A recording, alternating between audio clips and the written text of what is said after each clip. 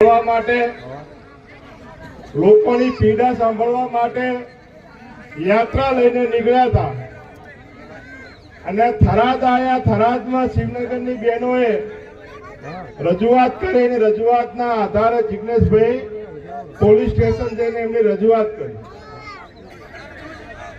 કદાચ જિગ્નેશભાઈના શબ્દ કડવા હશે, પણ એ કડવા શબ્દ આપણા સૌના હિત માટે હતા। કદાચ દારૂનો બંધોણી હશે છૂટી જશે, અમલનો બંધોણી હશે છૂટી જશે, પણ આ ડ્રગ્સનો દવાનો જો બંધોણી થઈ ગયો તો સમજી લેવાનું ઘરે પૂરું થઈ જવાનું ને છોકરો પૂરો થઈ જવાનો।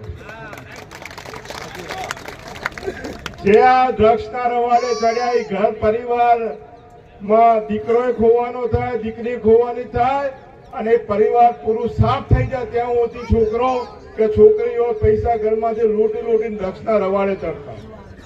પણ આવું થરાદને આ ગુજરાતને બનાવ્યું કોને?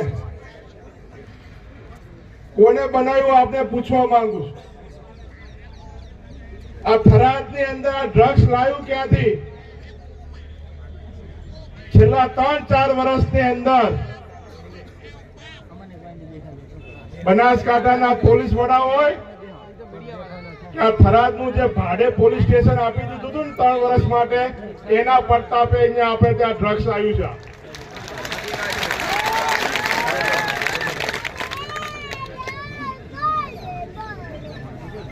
1000 યુવાન તો ડ્રગ્સના રવાડે ચડ્યા, પણ ઘણા બધા પોલીસના અધિકારીઓ કે કોન્સ્ટેબલો અત્યારે એમડી ડ્રગ્સ ખાતા કરી નાખ્યા હતા લોકોએ।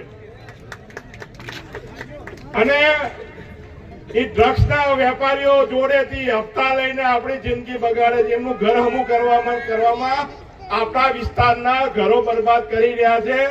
એના વિરુદ્ધમાં જિગ્નેશભાઈએ અવાજ ઉપાડ્યો હતો।